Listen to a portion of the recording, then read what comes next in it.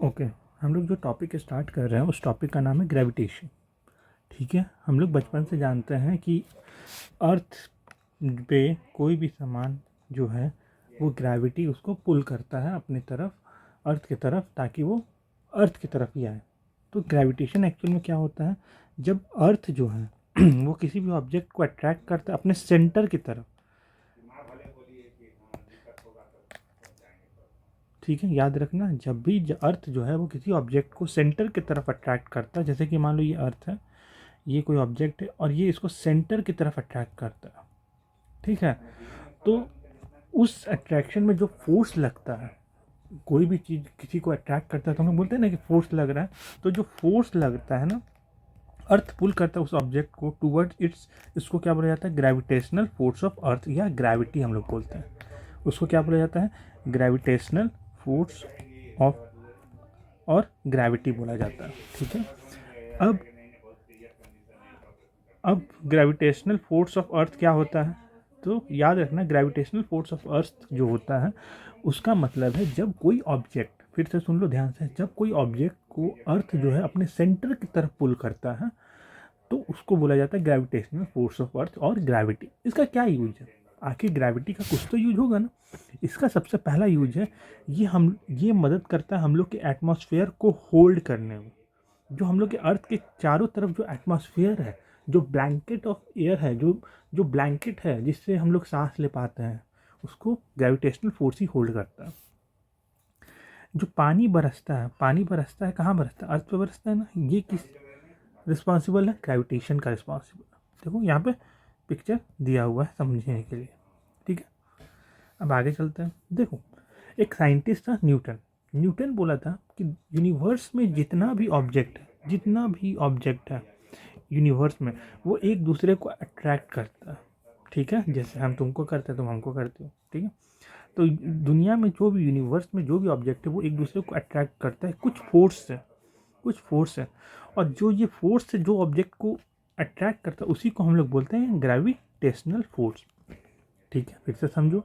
Newton एक गधा scientist, पगला साइंटिस्ट, क्या किया, वो बोला कि यूनिवर्स में जितना भी ऑब्जेक्ट है, मान लो दो ऑब्जेक्ट है, ये दो ऑब्जेक्ट जो है वो आपस में एक दूसरे को अट्रैक्ट करेगा, खींचेगा। जो अट्रैक्ट करेगा ना तो एक फोर्स से खींचेगा, और जो ये दो फोर्स, जिस फोर्स से दोनों ऑब्जेक्ट को खींचेगा उसको हम लोग क्या बोलेंगे, ग्रेविटेशनल फोर्स। ठीक है, आगे चलते हैं। देखो, जब हम लोग बात करते हैं यूनिवर्सल लॉ ऑफ ग्रेविटेशन का, देखो यूनिवर्सल लॉ ऑफ ग्रेविटेशन क्या होता है। एक ऐसा लॉ बनाया गया है ग्रेविटेशन के लिए जो हर जगह वैलिड, हर जगह क्या है, वैलिड है। ये सिंपली क्या कहता है वो समझो। जैसे मान लो कोई भी दो ऑब्जेक्ट है, दोनों के बीच का डिस्टेंस मान लेते हैं आर है। अब मान लेते हैं ये मास एम है और ये मास m1 है और ये मास m2 है। इन दोनों ऑब्जेक्ट का जो फोर्स है वो डायरेक्टली प्रोपोर्शनल होगा इन दोनों मास के प्रोडक्ट के बराबर, और इन्वर्सली होगा distance of, square of distance between. तो F इज इक्वल टू जी क्या हो जाएगा, m1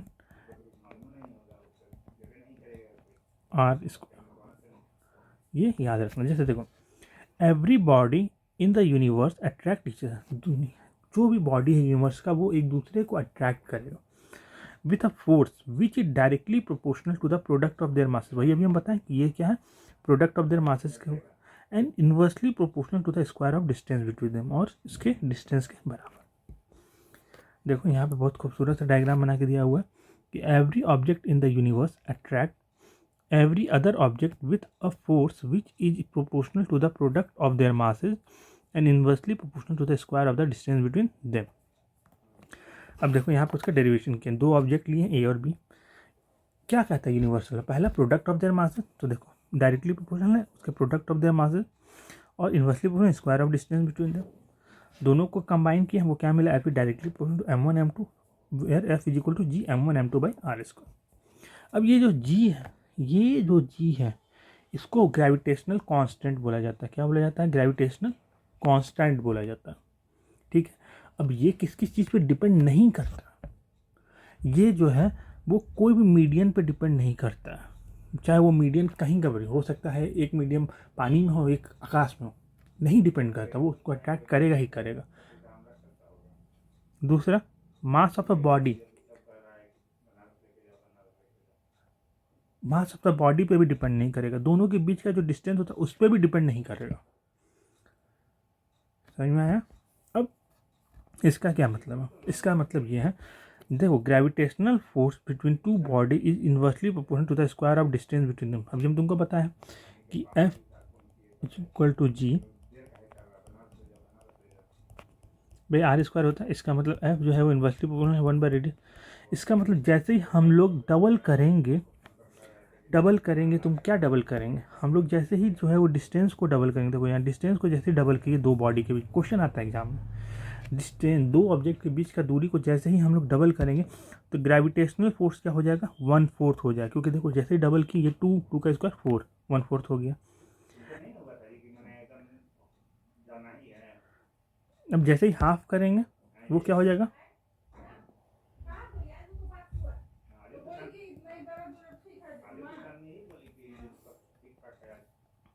अब आगे चलते हैं। देखो ग्रेविटेशनल कांस्टेंट का फॉर्मूला क्या होता है, यही ना होता है F is equal to G m1m2/r²। ठीक है, अब g को अगर हम निकालते तो g इज इक्वल टू क्या हो जाएगा, F r²/m1m2। अब देखो फोर्स का यूनिट क्या होता है, न्यूटन होता है। ये रेडियस है, रेडियस मतलब लेंथ, लेंथ का यूनिट क्या होता है, मीटर स्क्वायर बाय मास क्या होता है, केजी स्क्वायर। इसका मतलब क्या हो जाएगा, न्यूटन मीटर स्क्वायर पर केजी स्क्वायर। एग्जाम में आता है question, what is the SI unit of G. ये बहुत इंपॉर्टेंट है, ये बहुत ज़्यादा ही इंपॉर्टेंट है। ठीक है, अब वैल्यू ऑफ ग्रेविटेशनल कांस्टेंट का बात करते हैं। देखो जो जी होता है ना, जो जी होता है उसका वैल्यू क्या होता है, देखो जब हम लोग दो मास लेते हैं और दोनों का वजन 1-1 kg है, मान लो तो दो मास लिए और दोनों का वजन अगर 1-1 kg है और दोनों के बीच का दूरी मान लो 1 ही मीटर है, तो m1 m2 जो है वो 1 kg के बराबर होगा और रेडियस भी 1 मीटर के बराबर, तो F जो है वो जी के बराबर हो जाएगा। अब आगे समझो, दो ग्रेविटेशनल कांस्टेंट जी जो है वो न्यूमेरिकली इक्वल हो जाएगा फोर्स ऑफ ग्रेविटेशन के बारे में, जब दोनों बॉडी का यूनिट मास हो और दोनों के बीच में यूनिट डिस्टेंस, मतलब मास भी 1 kg, डिस्टेंस भी 1। तो इस हिसाब से जो है वो जी का वैल्यू क्या आ जाएगा, 6.67 इंटू 10⁻⁻11 न्यूटन मीटर स्क्वायर पर केजी स्क्वायर। ये याद रखना, आगे काम देगा। और जो फोर्स ऑफ ग्रेविटेशन होता है ये एक वेक्टर क्वांटिटी होता है। कैसे वेक्टर क्वांटिटी, देखो दो ऑब्जेक्ट हैं, दोनों के बीच का दूरी क्या है, मेरा आर है, ये या तो इस डायरेक्शन में जाएगा या तो इस डायरेक्शन में जाएगा। समझ में आया?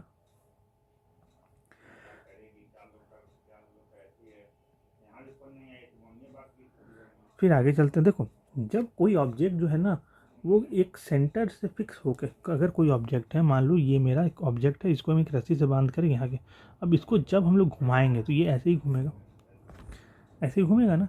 तो इसका मतलब कोई ऑब्जेक्ट अगर सर्कुलर पाथ में घूम रहा है तो अंदर की तरफ जो फोर्स लगा रहा है जिससे वो घूम सके उसको बोला जाता है सेंट्रीपिटल फोर्स। उसको क्या बोला जाता है, सेंट्रीपिटल फोर्स बोला जाता है। ठीक है, और ये फोर्स जो है वो हमेशा टूवर्ड द सेंटर लगता है, टूवर्ड द सेंटर लगता है। फिर समझो जैसे मान लो एक सर्कल है, तो जब ये घूम रहा है, इस डायरेक्शन में घूम रहा है, एक डायरेक्शन में घूम रहा है, तो सेंटर पे फोर्स लगा रहा है। जो सेंटर पे फोर्स लगा ना इसको बोला जाता है सेंट्रीपिटल फोर्स। जैसे मून है, अर्थ के चारों तरफ घूम रहा है, जैसे ये अर्थ है और मून जो है इसके चारों तरफ घूम रहा है, तो कौन सा फोर्स के कारण ये इसके चारों तरफ घूम रहा है, इसको बोला जाता है सेंट्रीपिटल फोर्स। याद रहेगा? ठीक है, अब देखो न्यूटन जो है वो अपना लॉ दे के मर गया कि दो ऑब्जेक्ट है, दोनों का मास अगर m1 m2 है और ग्रेड डिस्टेंस r है तो F is equal to G m1 m2/r²। ठीक है, एक आया कैपलर, एक कैपलर लो, एक आया कैपलर। कैपलर जो है वो 3 लॉ दिया, ये उतना इम्पोर्टेंट नहीं है यहाँ, लेकिन ये 3 लॉ जो है वो इम्पोर्टेंट इसलिए है क्योंकि ये 3 लॉ ही जो है वो प्लैनेट के मोशन को डिस्क्राइब किया। जैसे सबसे पहला, प्लैनेट जो है वो जब भी मूव करेगा सन के चारों तरफ ये इलिप्टिकल पाथ में ही मूव करेगा। जैसे ये मान लो सन है, ठीक है, अब कोई भी प्लैनेट इसके चारों तरफ मूव करेगा ना तो इस तरह का पाथ रहेगा, देखो इस तरह का पाथ रहेगा, और इस पाथ को क्या नाम दिया गया, इलिप्टिकल पाथ। पहला लॉ ये कहता है।